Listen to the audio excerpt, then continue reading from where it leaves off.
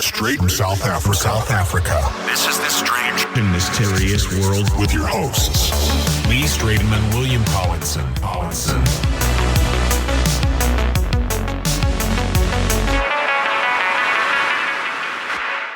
Welcome to Strange and Mysterious World. This is season 1, episode 18. Tonight we're going to be discussing the reptilian agenda, or actually their origins of the reptilians, whichever way. We're going to be chatting about reptilians tonight, and with an experiencer by the name of Stephen. He'll be coming around a little bit later. And we'll be chatting a little bit about David Icke. I know, well, you've got some stuff on David Icke there. But before we even chat about our recent stuff from David Icke, let's go back in time, man. Let's go right back in time. So you remember, you know what the Younger Dryas is? Yeah, that's a meteorite, or they don't know what it is. It's a layer of like sediment that they found. I don't know if it's like 13,000 years or something by the one of the ice ages, the last. Yeah, ice that's age. correct. Yeah, that's correct. It's the last they don't know ice what age. It is, if it's they don't know. Some people say it's a meteor that hit the Earth, or a whole meteor strike, or it's like, or the other theory is that there was solar flares that kind of came down and fried the place, and there's like a sediment they don't know. Yeah, they don't know how to explain, and I think that's what was one of the major extinctions that took place. Yeah, that's. Yeah, so the Younger Dryas, that's correct, is the last ice age. That was around about 12,000 BC. Around. We do know from sort of archaeological evidence that's coming through that, you know, we date prior to that, humans, etc., etc. But I'm going to go from around about 7,000 years ago. This is when the Sumerians were around. And so obviously the first current, I'm going to call it current recorded history, is the Sumerian text, the cuneiform text. Okay. The cuneiform. Cuneiform, yeah. Or if you, however you want to call cuneiform, however, yeah. Right. So in Sumeria, they actually had a god called Ningishzida. All right. Now this god here, you're going to recognize something a little bit later on. Okay. But this god you find them on the jars that the guys have found, you know, the archaeologists. You can find him on the jars. And he sometimes is represented as a double helix, and sometimes he's represented as holding a double helix. Now, a double helix serpent I'm talking about. So you know when the serpent crisscrosses? Yes. Okay. It's almost like that. For the ambulances, what is that? Yes. Ambulance symbol. Correct. Okay, so that is quite important. But the double helix also represents what else? DNA. Oh, yeah. Yeah. Okay. So watch this space. Yeah, you'll hear this a little bit later. So anyway, we're going back to he's probably one of the first reptilian gods, Ningishzida. Now he is a shapeshifter. Okay.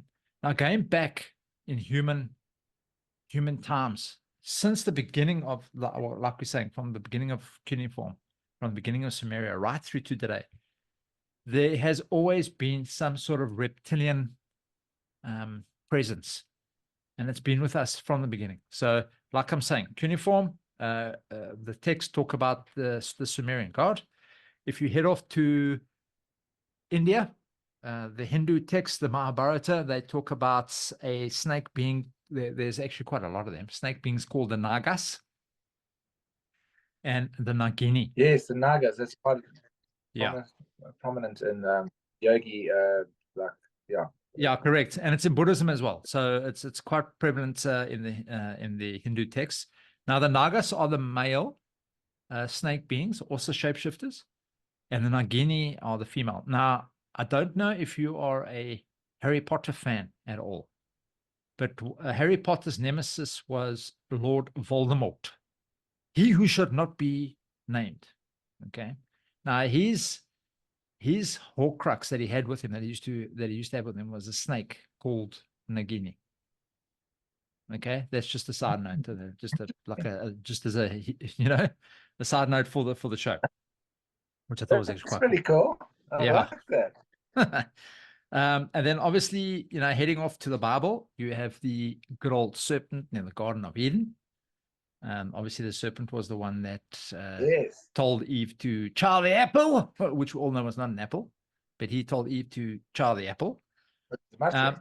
Yeah, It's a but mushroom. the funny thing is, it's only there, that part in the Bible, that actually mentions the snake being as this kind of evil type thing. From there on, it's venerated throughout the rest of the world. The snake entity, the snake being. But anyway, carrying on to the Bible, Moses. Yeah. Moses actually had, I don't know if you recall, he had the staff called Asclepius. Now, Asclepius is actually a Greek god, a Greek healing god. Okay, they had the staff. The staff is called Asclepius, or the Asclepius rod, if you want to call it that. And that was one snake that was entwined around the staff. It was a bronze snake.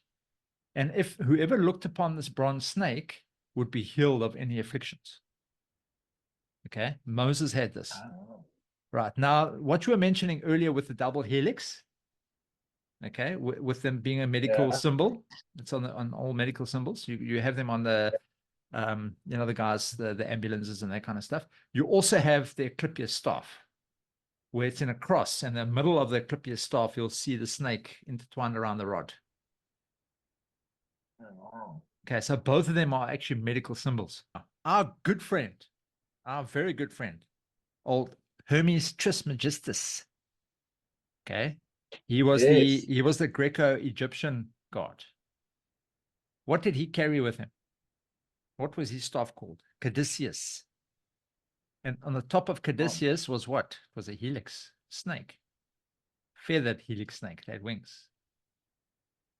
Okay, so is Caduceus actually Ningishzida? What is the that god that came to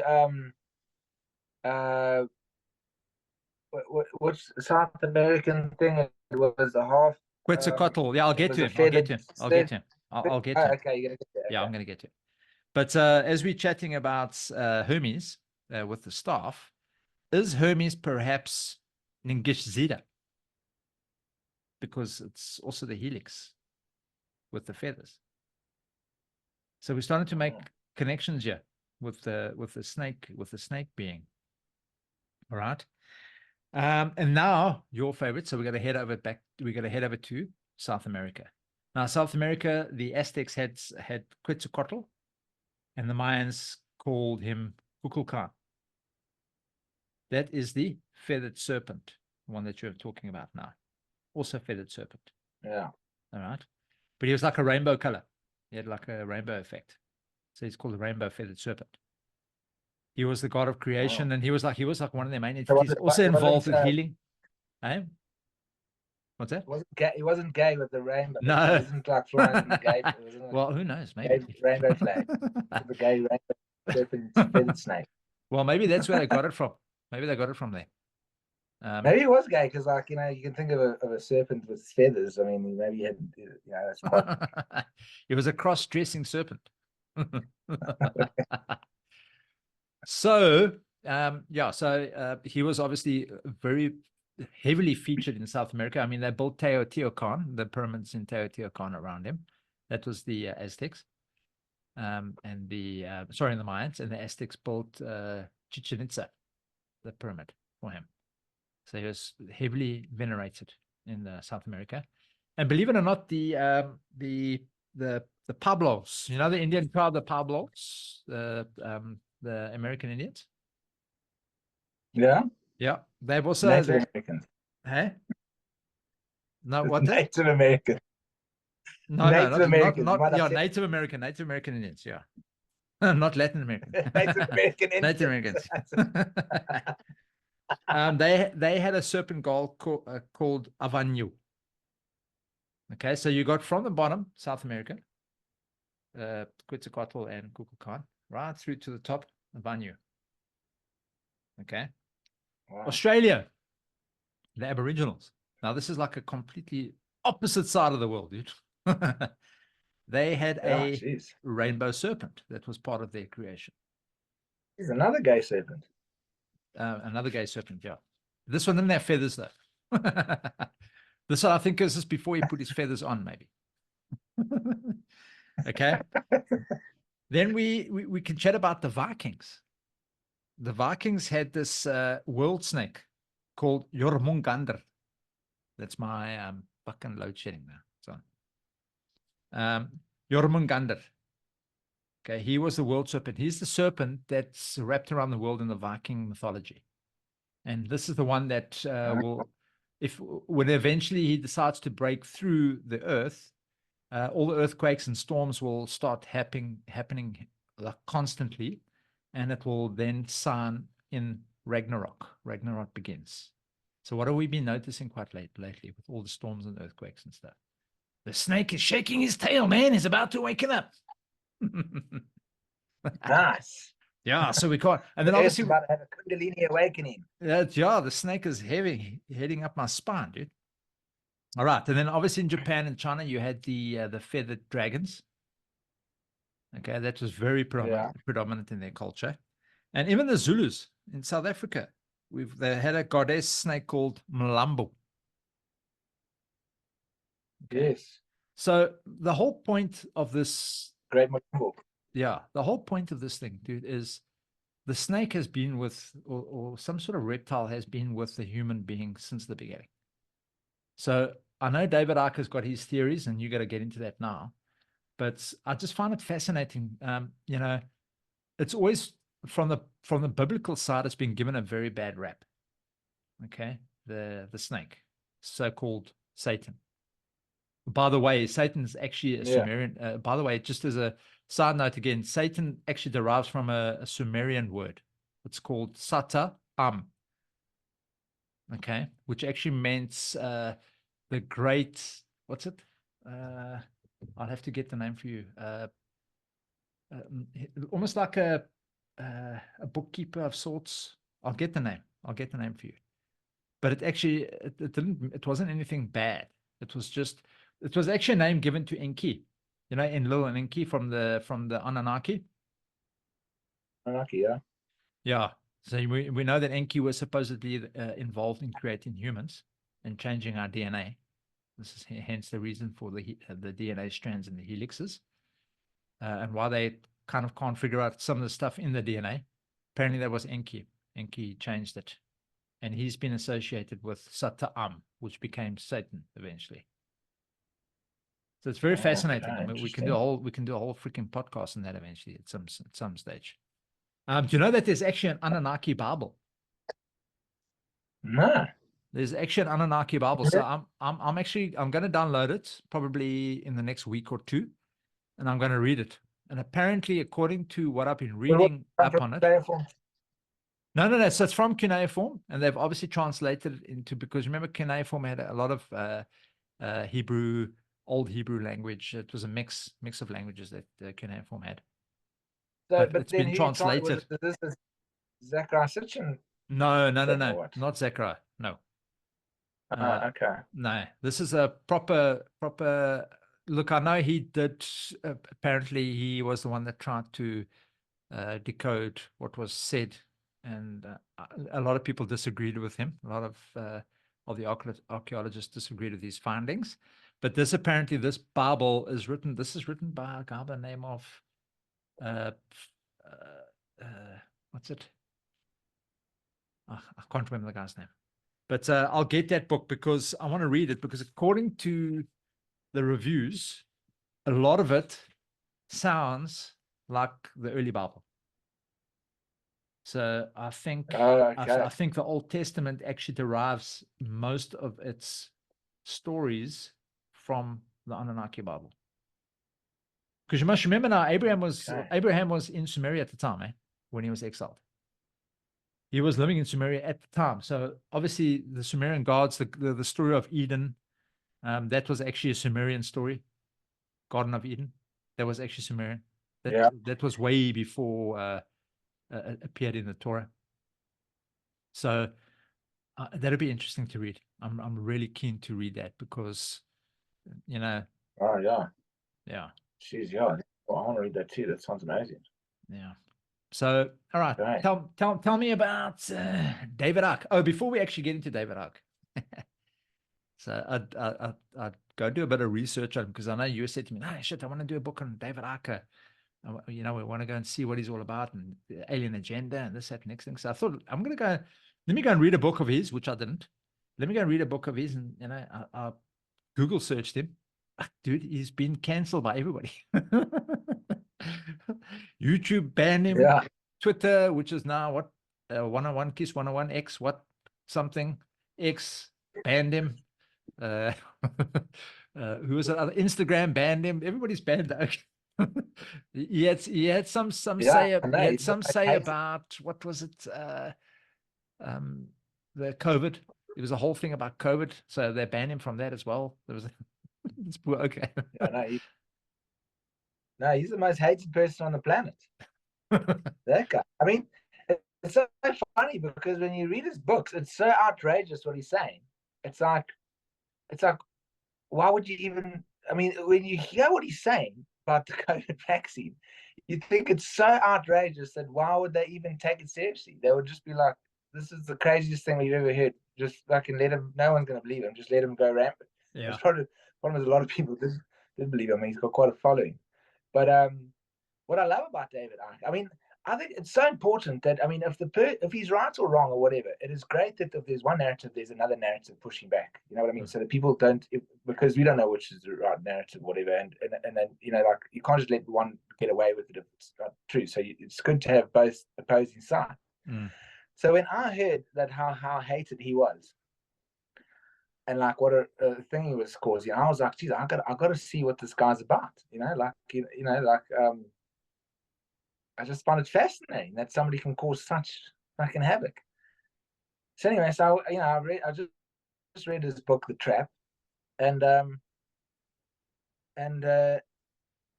thing is that he had some really amazing experiences, like some like awakening experiences, like kind of like spiritual experiences that were very profound, and like and I think he has got like some ability to bring some kind of truth or whatever from wherever he's getting it from. Mm. But I just think that he just ran away with it. Like, I think his like maybe he like his it didn't become subconscious anymore. It was more like what you call it,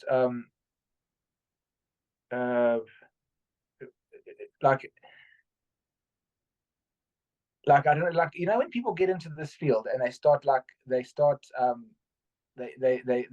they find an interest, and then they go with it, and then it gets more and more, and it just starts getting out of hand. Like, you know, Yeah. They start making their like own Linda theories. like Lyndon Malta Howe. She was so amazing when she made that first documentary, A Strange Harvest, and it Yeah. actually won an Emmy. Okay. And you know, and it was profound. It was about the cattle mutilations, you know, Yeah. and she was a serious researcher. But now when Yeah. you go onto her channel, Earth Files, I mean, you know, the most craziest stories you could ever think of is just coming out of, because it's like it's become like a business now. She's got to like come up with stories now, like all the time, to like Okay. to feed the some kind of Narrative. and like, Mm. I mean, I remember, you know what I kind of associated with. I remember like at school when we had what is this class called where they teach you about sex and stuff like that. I forgot what it was called, but anyway, Sex they ed. used to warn us about porn. Oh About yeah, porn. like that was a different name, but they used to warn They us taught about us in porn. They said biology. like, yeah. So I don't know if they told you this, but they said like, just you got to be careful with porn, because you're gonna if you start watching porn, Yeah.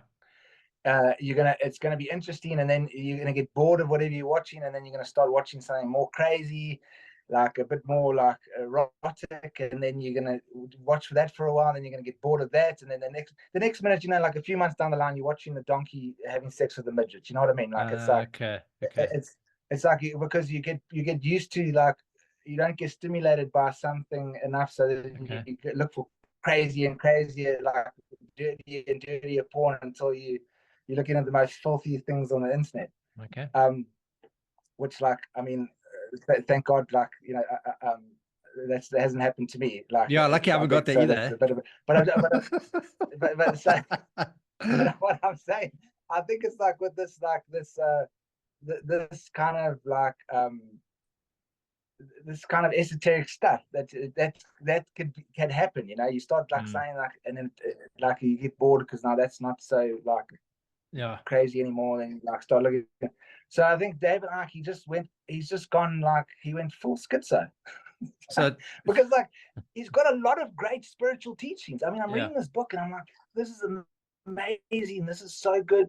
This is great. Like, it's so good and that, and then he just starts going fucking full schizo, and he starts saying like, there's no such things as AIDS. There's no such thing as the COVID virus, and then I'm just like, fuck, now you've just blown it, dude. You were saying such good, great stuff here. Now you've just fucked it all up. No one's going to take it.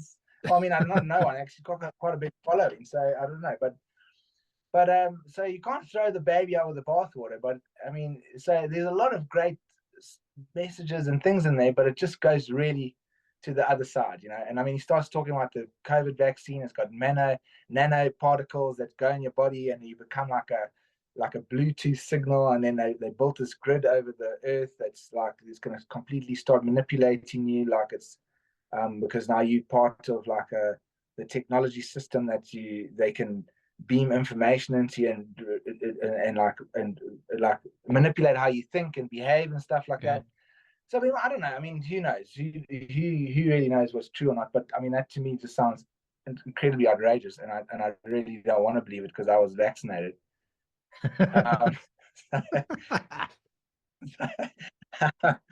But so yeah, it's just a pity because he's got a lot of cool like stuff in there, you know.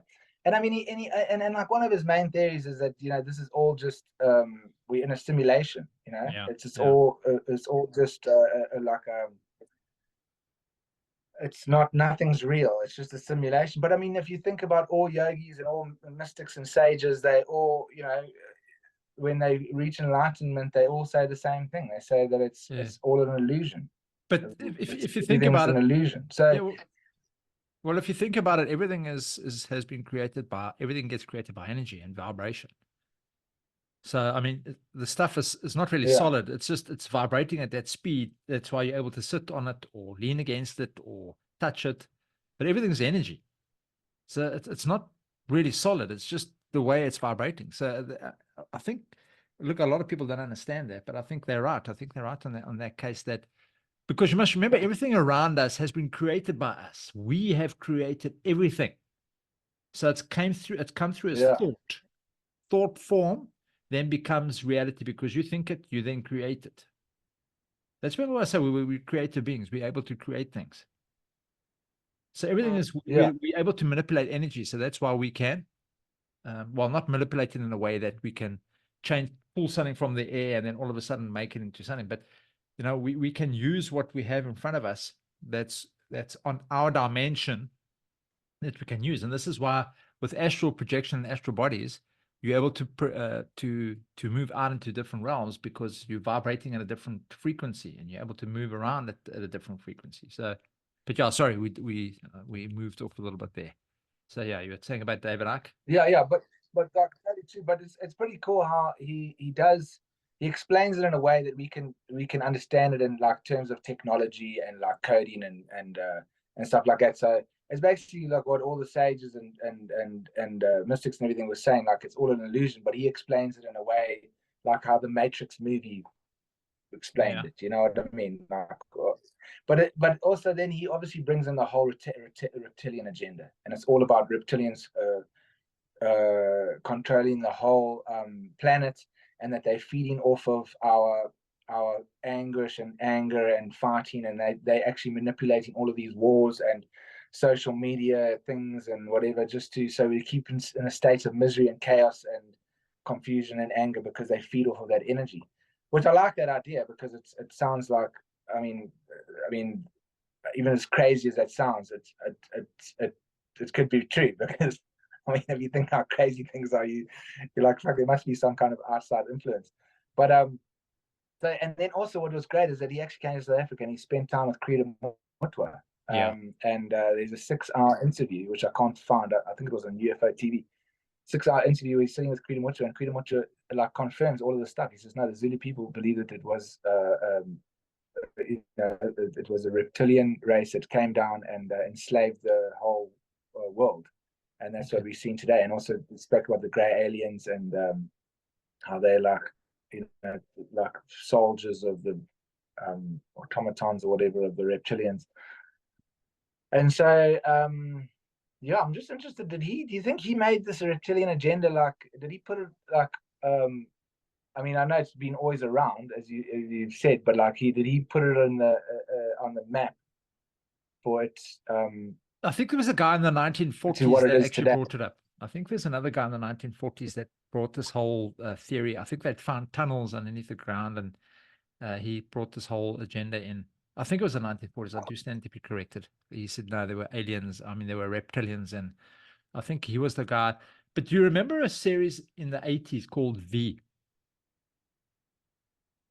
Yes, yeah. Do you remember it? So a lot of the things Yes, that David Icke is saying, they were called. yes, and they were eating human beings and all sorts of stuff. A lot of what David Icke is saying, I think he perhaps, and sorry, David, if he does eventually listen to this, I think perhaps he was watching too much V. I don't know, because a lot of the stuff that he's saying there kind of is what happened in the show. You know what I mean? In that program. It was actually a very good movie, by the way. Okay, so I was interviewing a lot of people, and there were some, really good stories, and some that were a bit I didn't find credible. But Stephen's story always stood out to me, and I actually wanted it to be in the documentary, but unfortunately, the documentary was running very long, and we had to cut some interviews out. And also, the producer was telling me, she's like, this reptilian story, like we're going to lose credibility with this show because we want it to be like more, like it's cool for us that believe in this kind of stuff. We want the juicy stuff, like the hectic porn. Yeah. We want the reptilians and the crazy shit. But like she was like, no, we can't have this, and the no one's gonna believe it. But anyway, I really liked the story, and it didn't make it into the documentary, but I'm gonna put it in another documentary later. So I just thought it was great because we did doing a thing on reptilians, and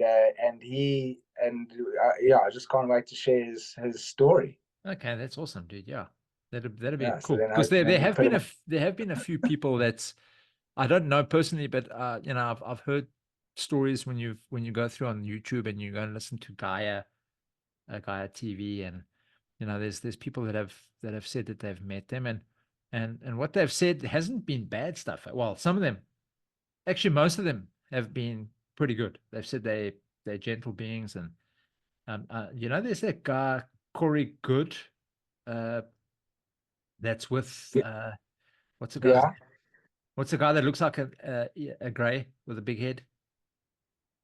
Wilcock, David Wilcock.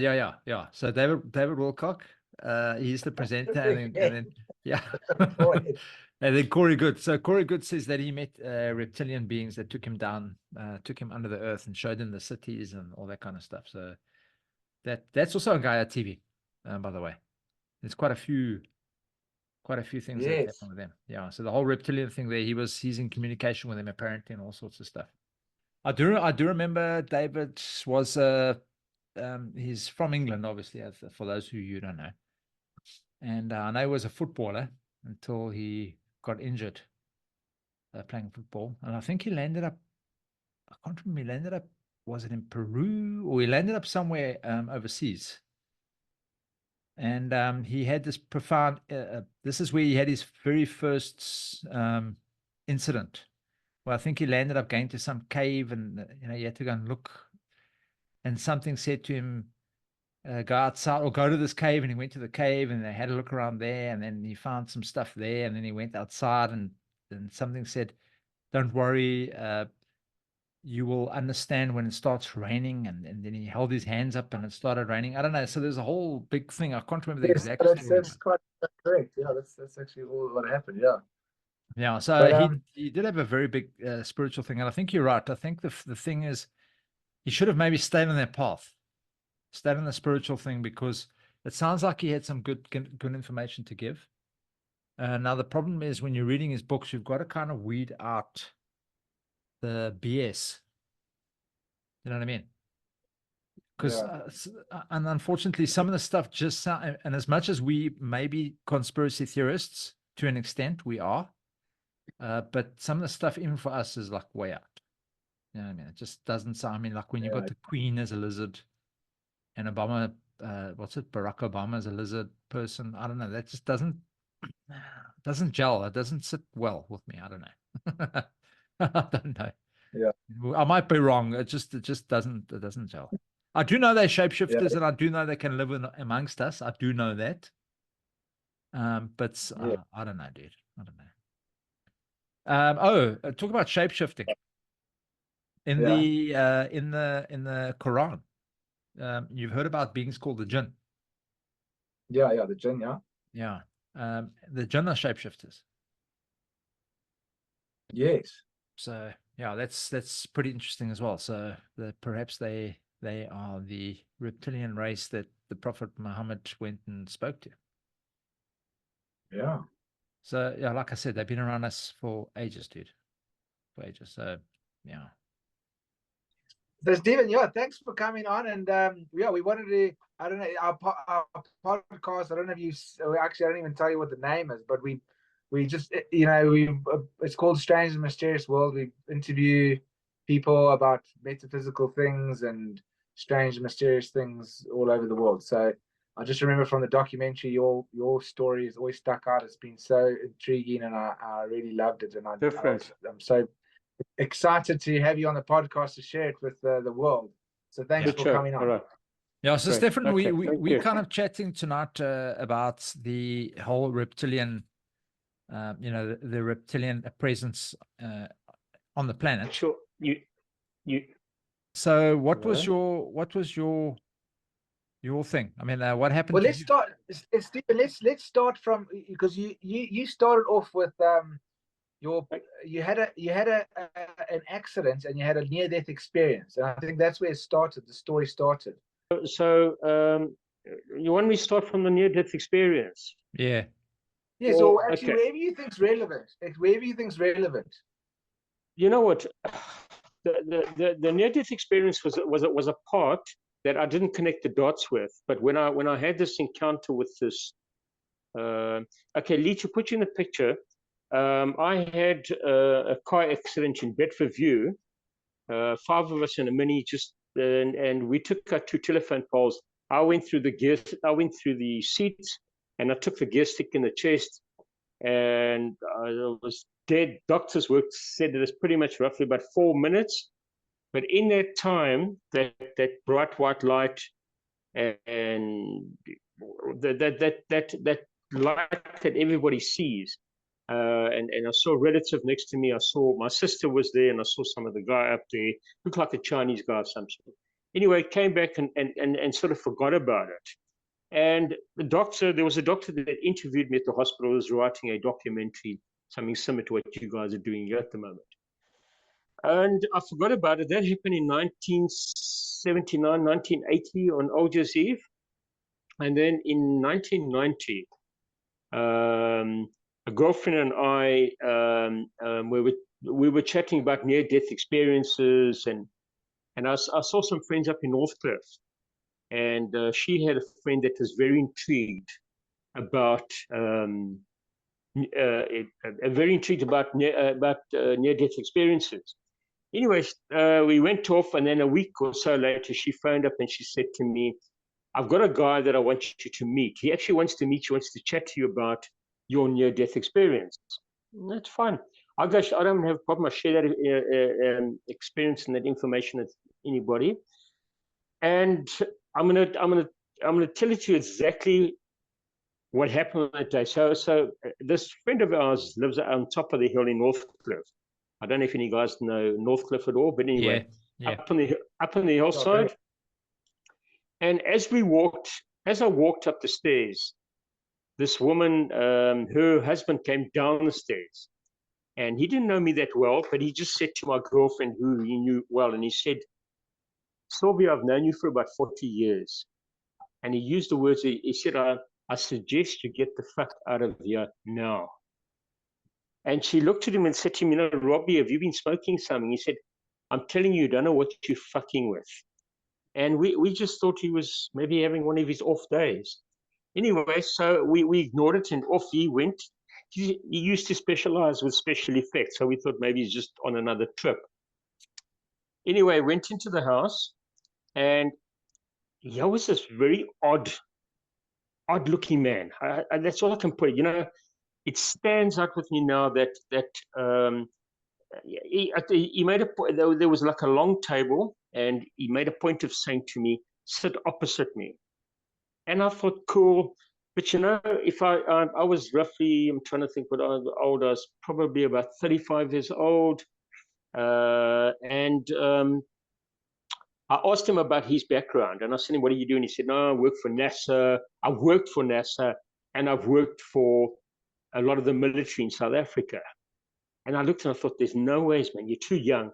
He looked like he was about 40 years old. There was no way that this guy could have worked for all these companies. He was way too young. Anyway, so he sat opposite and he said to me, so tell me what happened on the night. And I explained the whole story about the car going, and he said, so when you left your body, tell me about the lights. He used S, lights, not light. So I said, I don't know what you're talking about. I said, I saw a light. He said, no. And he, like in a funny voice, he said to me, no, Stephen, tell me about the lights. And then it just fucking something, memory of that night came back. And then I started remembering a slight pulsating light when I was out of my body, but couldn't put my finger onto it.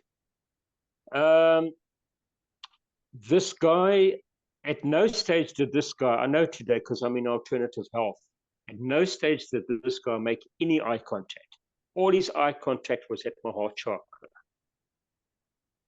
And it took a split second, and his face shifted into a reptilian. And my partner next to me never saw anything, but she felt something. She just said, no, this meeting's over. I don't know what you are. And I literally crapped myself. I don't think I've ever been so frightened in my entire life, because I'm not expecting to talk to you two guys and suddenly you both turn out to be reptilians here. Don't know. And, yeah, tell us about the light, Stephen. But you know what? So years later, because I'll tell the story where I met the other guy, and he said, I've been marked. So I moved to Cape Town. I'll give you the whole story here. Yeah, let's start from the beginning. Yeah, he's right, Karen. Yeah, start for all right. So in '96, I moved to Cape Town, and then I changed direction of career in '99. I went into the alternative health, studied that, and there was a German guy next to me, used to sell crystals. And one night he invited me to his house up in High Level Road, up in Sea Point there. And there was a whole lot of us. There were like the guy who runs the, what's that place out in bloody Sutherland, that enormous dome. I don't know what it's called. The main guy was there that evening as well. So there's everybody tied up who to do with space. And we were talking about space, and we were talking about different things. And my friend Paul said, everybody tell us about a story or something that's happened to you. And people talking about ghosts and talking about apparitions and all this. And I said, you know what, I've got a story to tell you guys. And so I went through, and as I was halfway through telling them about the reptilian, Paul just stopped me immediately and said, no, stop. That's it. And said to everybody, party's over, dinner's over, you need to go. And I got up to go, and he said, no, I need you to stay here. And he went and got a book, opened up the book, and he said to me, is this what you saw? And I said, yes. And he said, you've been marked. They're going to come back to you. They're going to come for you. And I said, what are you talking about? He said, well, tell me, has anything happened? I said, my hearing, I could hear conversations from a kilometer away. I started seeing sources, triangles, you name it. And because I'm in the alternative health business, I literally could see into people's bodies and see what was wrong. I didn't even have to do any form of diagnosis. So he said he's going to have to perform like an exorcism. And he said, come here in a week's time. Went in a week's time, he said, you've got to bring 2 bags of 25 kilograms of salt, like they chuck into the swimming pools. And he basically performed an exorcism. Excuse me. But before Stephen Holland, before you carry on there, yes, let me ask you a question. Yes. Yes. So the accident happened when? 1979, 1980. Okay, so from there, when was it that you realized that you had these abilities that you could see people's? No, that only came in when I had this encounter with that guy in 91. 1991. Okay. You saw the reptilian. Yeah. All right. And then, so the exorcism. Okay, so you had this ability that you were able to see people's issues in 1991. Small. You know what? Yeah. I would drive down the road and somebody would tell me there's an accident about to happen. Okay. Turn left. I'll turn left. And I could literally hear the cars smashing into each other. Sure. Okay. And now the guy wanted to exercise you in what year?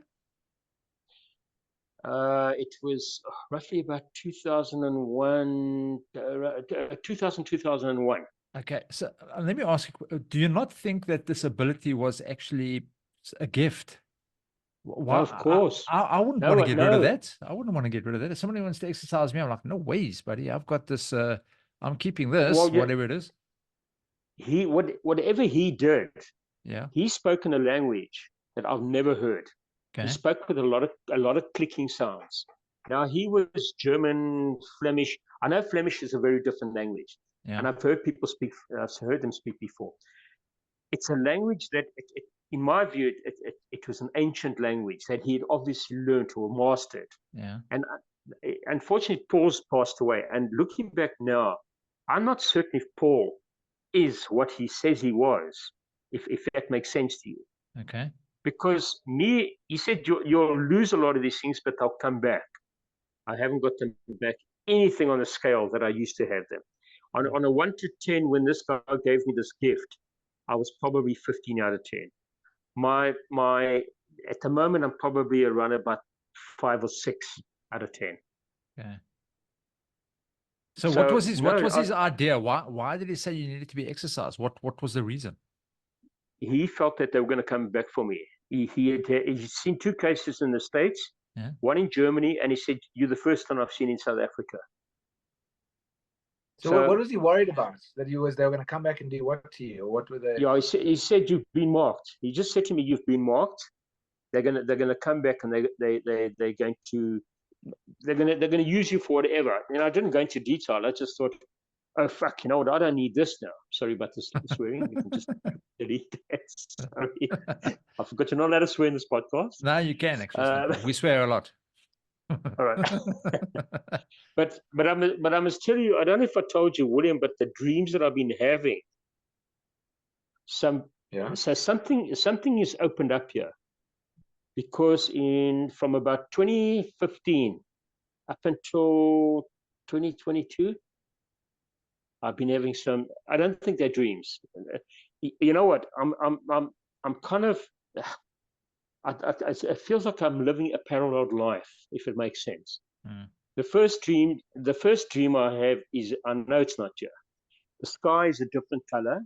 All the buildings are off the ground, and I'm walking, and everybody knows me. And I'm walking down this massive nursery in a sense, and we're dealing with plants and all of that. And everybody's like chatting away, and they're not calling me Stephen. I don't know what they're calling, but everybody, we all know each other. Sorry. So then the other dream I had was, you know, it's like I've taken this life on as a wimp here on planet Earth, and here I am, and I can, and so I make a note. I'm in some sort of a spacecraft, and I'm trying to make a note of looking at the side of the water, and I know it's some sort of a craft, and everybody's asking me for advice, and it's like I'm sort of the captain of this ship, and I look out of this massive window, and there's a full-scale war going on up in the universe up here, somewhere out in one of the solar systems. Okay. And then it fades away, and I wake up. But I wake up, and I can still feel those people in the room. That's why I say I don't know if I'm living parallel lives, or if it's something that's coming in from an old memory, or if it's. And then the last dream, which is probably sorry? Or maybe a past life. But Stephen, No, carry on it's with the not, one you it's not a past life. No, it's not. No, it's not a past life. Because now I'll tell you about the last dream. That was about 3 years ago. And now I make a point and I'm walking towards. You guys are going to be shocked here. What I believe is an underground base in Table Mountain. Okay. So I'm walking, and there's 4 of us, and we must be about 15, 20 feet tall. And I look, and I'm saying, hey guys, we all look like greys, but we all these big floppy outfits. Well, we enormous. And there's a guy standing at a door, a human, in a khaki overall, and he slides his door open, and we walk in, and I can just see masses of spacecraft, and everybody doing a lot of work. Looks like a lot of repair work in it. Okay. And I sense it's Cape Town, Table Mountain. Table Mountain has given me the creeps for years. I can't tell you how happy I am to have left Cape Town. My energy levels are. Sorry, you guys can't see me there. Yeah, stay like that. Yeah. Gotcha. So I don't know. I don't believe they're past lives. I think it's either parallel lives, or whatever that reptilian did to me is coming to the surface. Oh wow, Yeah. okay. So Stephen, just sorry, you didn't finish your last Yes. the first thing you were saying. You were saying that you were walking in a place where the buildings were above the ground, the sky was a different color. You were walking down, everybody knew your name. What was that about? Yeah. I don't know. I know it wasn't planet Earth. It was somewhere else. It wasn't here, because there's no buildings. The sky was a very different color. It was blue, but it wasn't like our bright blue. It was kind of like a turquoisey blue. Yeah, I mean, I come from a printing background, so I can give you many different colors of our skies. But our sky has got more like a red in the blue, a magenta in the blue. Magenta, yeah. I was actually going to say magenta, yeah. Yeah, magenta. That's what our skies look like. But this seemed to be like an overcast bluish sky, if it makes sense. Yeah. Okay, like a washed out blue or something. Okay, but then so tell me, like, before you saw this reptilian on North Cliff Hill, did you know anything about reptilians, or like, did you know anything about UFOs? No. You know what? I went to these people who the people that in question, they apparently saw a UFO, and this is how a lot of this stuff came out. They were interviewed on Carte Blanche in 702, and because they saw something one night that was following them, and they were completely rattled, and they believe that they were abducted. They took the mom and daughter into 2 separate rooms. They were both chatting. They went in and had hypnotherapy afterwards, and there was time lapses of times missing. Mm-hmm. And so I was very intrigued about this. At that stage, I'd seen things before, but could never put it down to what it was. Seen things in the sky and things moving around. But I've read a lot of UFO books, but nothing on the scale of reptilians or greys or praying mantis types or etc. And I went to so they were telling us about. They said, "Why don't you come and join us to a UFO meeting?" Lee, you would probably remember the late Elizabeth Clara. Yeah, we actually did a book of hers recently. Yeah, well, she was there. She was there at that meeting at that night. Yeah, and they were talking a lot about it. She spoke about her guy from planet whatever, and other people were coming forward and saying they'd seen things up in the sky, and we were, my partner and I, we were just part of the audience. But something interesting that I saw, they showed us a black and white film. Obviously, it was shot from a mirage or one of those, and you see this mirage chasing some form of a disc. No bullets came out of that mirage. That thing was shot in 1972 or something, and you watch something coming out the front, and that craft spiraling out of control. And then that's the end of the clip. Well, the mystery deepens here. I went to a UFO meeting in Rondebosch about 2015, and I was telling my ex-partner about that very meeting that we had in Johannesburg, and a guy behind me taps me on the shoulder and he says to me, listen, please, before you go, I need to talk to you. So at the end of the meeting, he says to me, you've solved the mystery.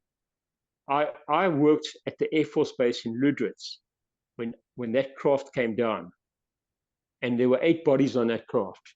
He said, but we didn't know how it came down. So he fitted the rest of the picture, and he said, aircraft carrier came from America, picked up the bodies, picked up the craft, and off they went. There we go. Sure. How's that? Okay. Jeez, that's amazing. Yeah, I'm like, sorry, what was that? Tom, just when you were at the meeting with Elizabeth Clara, was this before the reptilian? Yeah, because she Yeah, passed yeah. away, and she passed Yeah, away, yeah. and it was like the 1994, I think it was. Yeah. So we went to that meeting around about 1990, 91. It was about 2 weeks afterwards, after going to that meeting, that this woman, Dyer, said to me, I've got a friend who wants to meet you. And I looked up on her profile on Facebook the other day. Yeah. And his name and his face popped up there. He looks the same age that what he was when I had the meeting with him. He had the most peculiar, it looked like he had a blue tattoo on top of his forehead. It came to a point. But when I looked him up, he said his name was Jean or Jacques. Okay. And it could only be the same guy. And I looked and I thought, oh my God, there he is. So this guy doesn't seem to age. The reptilian guy. Yeah. Yeah. Wow. Well, that's truly fascinating. You know, you know what? But since all of this, I must try and see if I can pull it off my computer. I went to Australia 2010, 2012. 2012, I was coming back, and we had to make up time. We were 8 hours behind from Sydney to Johannesburg, but we were followed by something. I happened to look out the window, and there was it looks like an orb, and there was a guy next to me that was doing something to do with space or something. And I said to him, I didn't know at the time. I said to him, look at that. What is that? And he said, shit, I can't believe it. He says, it looks like some sort of a craft. I tried to take my camera, but you know, it's difficult to shoot standing up and with the windows curved. And all I've got is a light. And we thought maybe it's the sun. And he said, no, that's not the sun. When you please send me those pictures when you get back to Cape Town. And I sent them off to him. Then he said to me, you know what, I work for some space technology thing in Australia. So I'd love to get those pictures. And I've still got some of them on the computer here somewhere. But please send them to us so we can put them in the video here. Yeah. They're called Foo Fighters. I don't know what they were. And you can see a bit of the ice below, broken up of the ice. And you see this thing because it kept coming and going. And as I said, I thought it was the sun. He said, no, that's not the sun. So I thought, okay, he's obviously seen something that I haven't. Do yourself a favor, go and read up a little bit about the Foo Fighters. They were seen in World War II. The pilots saw them. I know all about the Foo Fighters. Yeah, because they were all accusing each other of having X amount of weaponry, and in the meantime, our little mates there. Yeah. So you probably saw something. Stephen, just to go back to the interview when you were with the guy that turned into reptilian, he just wanted to hear about the light. He was asking you about the light. Yeah. Why did he want to know about the light? Because he knew. He knew. Yeah, he must have known. He must have. You know what? Now looking back, somehow these guys, I say these guys, have got technology that it goes way beyond any of us. That so when we leave our bodies and we go from here to wherever that is, I don't know what you believe. Yeah. Your religious belief, somewhere in between that, we see, they say it's the brain shutting down, you can call it whatever you like. So somehow these crafts or these people are waiting, maybe like sort of, you know what, there's somebody wrote a book on how these guys take your souls, and I thought, but I wasn't going to pay $28 for the book. I just thought there's no ways I'm paying for it. And afterwards I thought, now I wonder if, I know it sounds like a crock of shit, that in the time that you die, when he triggered it, he said to me, tell me about the lights. And then it hit me. It was like a pulsating light. It wasn't that bright. It was that very bright white light, but it was pulsating. Why would it be pulsating? And I tried to, no, it wasn't. I tried to speak to Rod Suskin with something that he didn't have a clue what I was talking about. And I tried to bring up that pulsating light. And I thought at the time, I sent him an email or we chatted on the phone or something, and he didn't. He was completely clueless. He said, maybe you had something to drink. I said, yeah, we were all drunk, but I know what I saw. So let me ask you a question about the reptilians. Yes. In your opinion, Yes. do you think these guys are malevolent, or do you think they're benevolent? Do you think they're goodies, or do you think not so good? You know what? Looking back now, I don't think that guy was that bad. Yeah. I think he genuinely gave me a gift. You know what? We have all of us have got a, it's hard to describe. It's like he opened something up, and I think we all as humans have it. So yes, that's very difficult. The guy that removed it, I'm not so certain about him anymore. I kind of wonder, and I wondered why he was so anti me having these gifts. Yeah. Okay. So, but as I say, really unfortunately, he's passed away now. He went back to Germany. Funny thing is, he died of AIDS by a terrible accident. Somebody attacked him in Sea Point, and the guy ripped his throat, and he had blood and all that in his fingers, and he kept getting sick, and they couldn't work it out. He kept getting pneumonia, and then they moved to Neisner, and doctor said, listen, I'm just going to do a test, and then called him aside and said to him, listen, I don't know who your girlfriend is, but you've got full-blown AIDS. And he said, don't be daft, but I'm like 75 years old. Who do you think I'm romping around with? They said, well, you've picked it up from somebody. And then he said he was attacked about 5 years ago. And the guy's hands were full of blood, and probably got it from there. And then went over to Germany, and then the last I heard, as I say, I think he's dead, because I tried to find his wife on Facebook. Nothing. Sure. Okay. So would you like to meet Joan again, or Jacques? You know,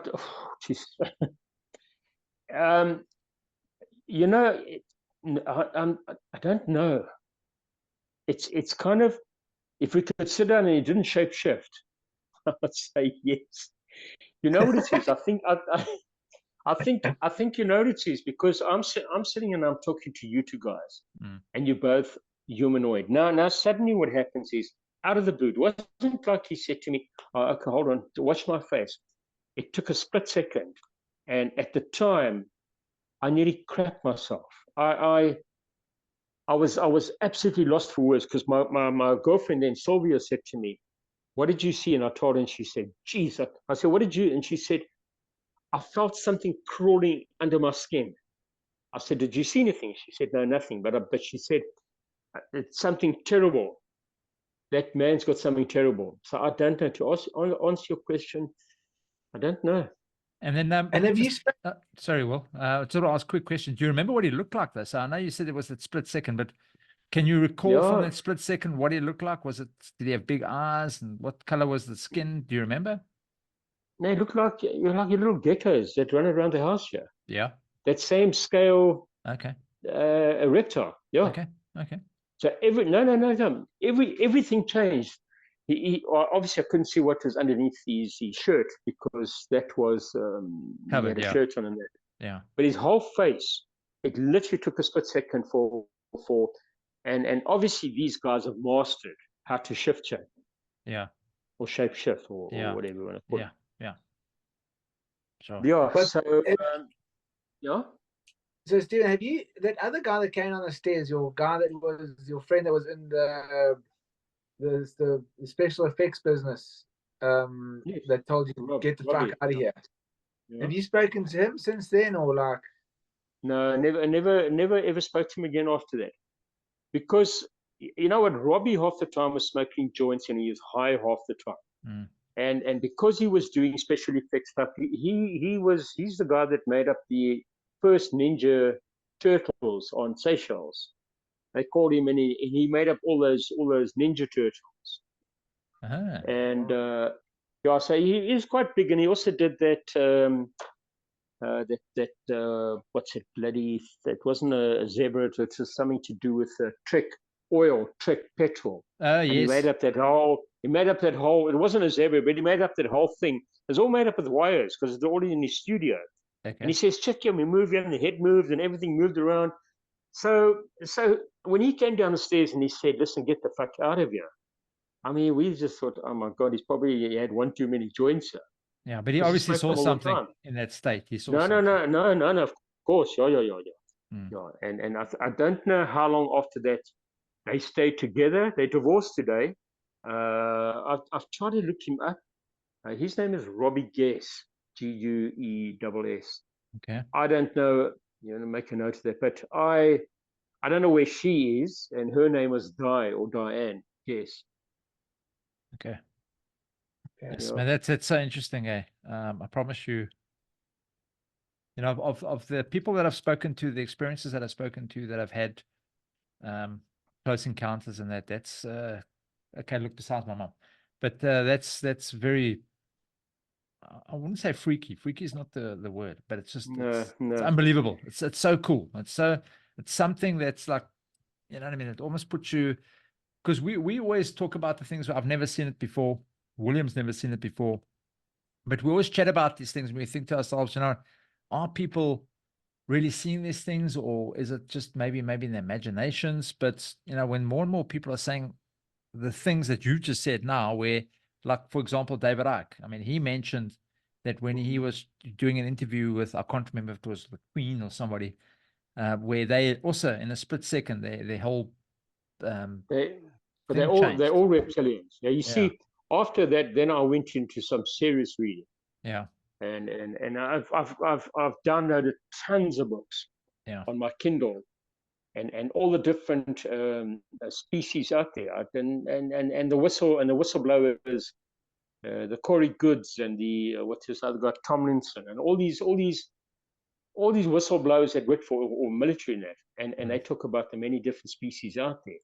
Yeah. I mean, there are hundreds. They reckon there's over 1,000 different extraterrestrial species there. Sure. You know, us humans think we're so smart. I mean, really? Yeah, we're like, no, yeah. But also, yeah. Yes. Steve, I just want to ask you back to that light thing. So you reckon that's because, I mean, I know we were just speaking about David Icke before we came on, because he's a firm believer that the reptilians have made it's a reincarnation trap, and that light is actually like lures you to the light to just bring you back into the reincarnation trap. So do you think that I wouldn't be surprised. I wouldn't be surprised if that's what happens, because you just constantly stay in this vibration, if I put it, on planet Earth, and you just keep going backwards and forwards. So you're telling me Scientology is correct then?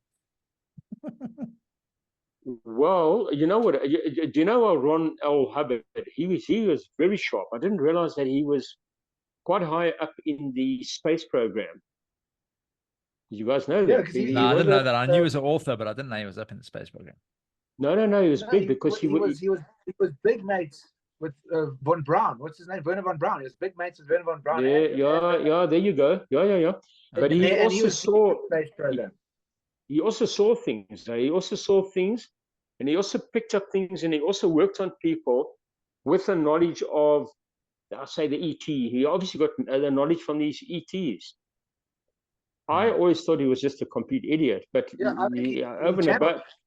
Well, his book, Yeah. Dynamic, his that what Scientology, the first book that you get to, his first book you get at Scientology is called Dynetics, Dynetics, whatever. Dynamic. That was the New York Times bestseller. Yeah. I mean, it was a big, because it was to deal with the mental health. It was like a new way to look at mental health or whatever, and it was a popular book, that thing. I mean, I think he's channeled most of that information. He's channeled, you know. He was quite high up in the Navy. I won't say admiral, but he was higher than sort of a captain level. And there was his first encounter was something out at sea, and they called him in, and there was some talk. Yeah. Then I really went out since 1991 on a searching all the time, looking for, why me and why not you? Why have they opened up their eyes to me? Why have they allowed me? Am I the guy in that spacecraft up there fighting against these guys? I don't think they past lives. It somehow tells me I'm leading a parallel life here, if that makes sense. It's funny that you say that, Stephen, because we interviewed a lady earlier on, I think 2 episodes back or whatever. Her name is Heather Ann. And she's a psychic, and she says, she didn't say this on the podcast, but she told me this before, that she says she goes to bed at night, and she goes and she like astral travels or comes out of the body, and she also finds herself in like a parallel world, exactly like you said, with reptilians and other things, fighting a war. Yeah. And she's like helping them fight this war. And she says that they use her to like as like one of the soldiers, or she has to be like one of the people in the war that they use her to fight. No, but you know what? In one of the books I read, it's what you're just telling me now is there was a guy in the States. So half your fighters in the States or like pilots and that type of thing, they take these guys who were like 40 years old and they take them back. This is a technology they use. They take them back to when they were 20. And then they send them up to these space programs to go and fight these galaxy wars. And the one guy in particular was talking because he came back here to planet Earth and he kept having a memory. He was married, kept having a memory lapse of this woman that he had lost. Him thinking it's a previous life or something, went to a few therapists. Eventually somebody got him under, and they discovered that he was being taken to fight wars up there, and they didn't quite erase his memory completely. And he met somebody up there, married that person up there, and she was killed. And he was constantly living with that. And then they bring you back here to when you're 40 and erase your memory.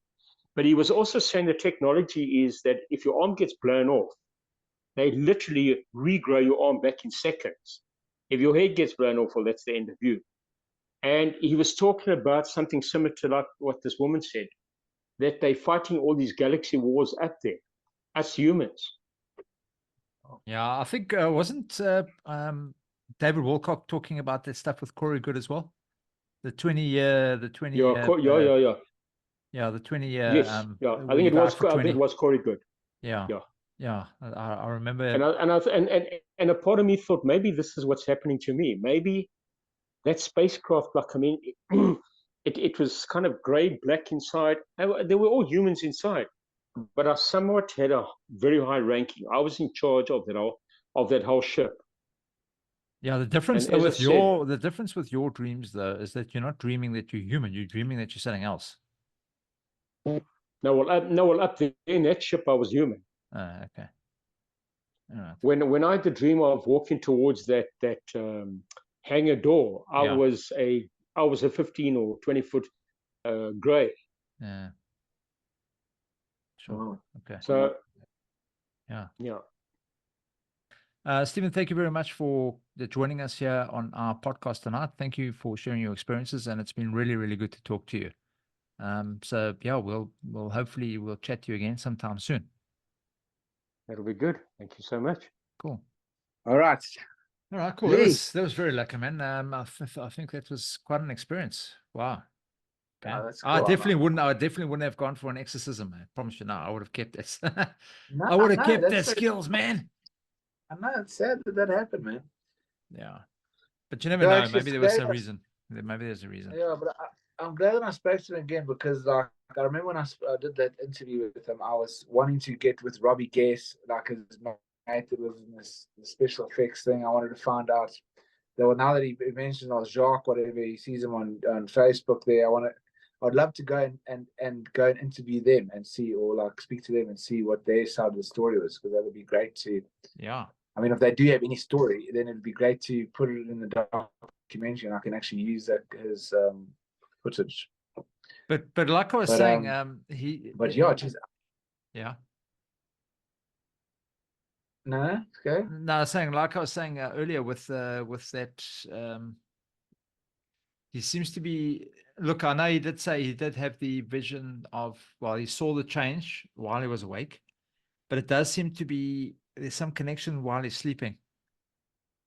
So what I was saying earlier, when these guys are seeing these nagas and all these kind of things in the dream world or in the astral realm, or whichever other realm they're going to, wherever they are, these things are quite prevalent in those realms. So, and you were saying that the witch doctors or the Sangomas. Yeah. So I was talking about Sadhguru. So I mean, like I like Sadhguru, and I still kind of follow him occasionally. But I was initiated to the Shambhavi Mudra Kriya.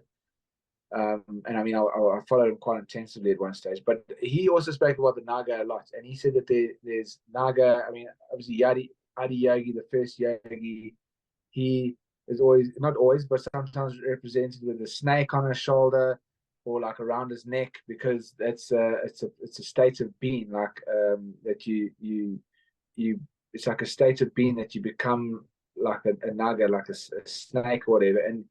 And Sadhguru said that there's nagas all over the cosmos, but he says, which is interesting, he says that some of them are created by humans. But it sounds like it's almost like a tulpa or something that we've like created, like a thought form in the cosmos. But he says like a lot of them are not created by humans, and they're out in the cosmos. But he doesn't go into detail that they're reptilian beings or whatever. But it's quite fascinating that he has exactly. And but then also because I mean I've talked to a lot of Sangomas and I put them in my documentaries and that, and always when the Sangomas always talk about, especially when they get called by the water spirit, they say that they see fishtail beings and they also see the snake, and it's also very intertwined with each other. So it's either the snake or the fishtail being that they see, and a lot of the time it's the seven-headed snake, and the great Malambo. That's what you were talking about earlier. They call it the great Malambo, and the snake is very entrenched in the Sangoma spirit, or whatever you want to call it, spirituality. And also for our international views, the Sangoma is like it's a South African traditional healer, also known maybe as a shaman. Maybe in America you would call them shamanism. But yeah, they're called Sangomas here in South Africa, and so that a lot of it has to do with the snake, and when I speak to them, they say like they'll see a snake, like a big snake, like, and nobody else can see the snake, but they'll see it. And I mean, I was just speaking to a driver the other day. I was on a shoot, and the driver was telling me his wife's a Sangoma, and she would see a snake, like a big snake, just like, they'll just be out like at the park or whatever, and she'll be like, "There's a huge snake. There's the snake. It's lying there," and he'll be like, "I can't see it," and she's like, "It's right there." And it's and they always say that, so it's quite interesting. And it's the naga or the snake or the mlango or all of the other traditions that we spoke about earlier, it's all kind of in same thing. Very interesting. Yeah. All right, cool, man. All right, anyway, I think that's us for tonight. Thank you guys. Yeah, it's been going on for a while. But thank you everybody for listening. Again, much appreciated. You can find us everywhere, and whichever podcast channel you have, you will find us. We have started releasing our videos on YouTube as well. You can find us there if you want to rather watch. But yeah, thanks again, guys. And yeah, we'll chat to you again next week. Thanks, Will. Cool, Lee. Catch you the next week.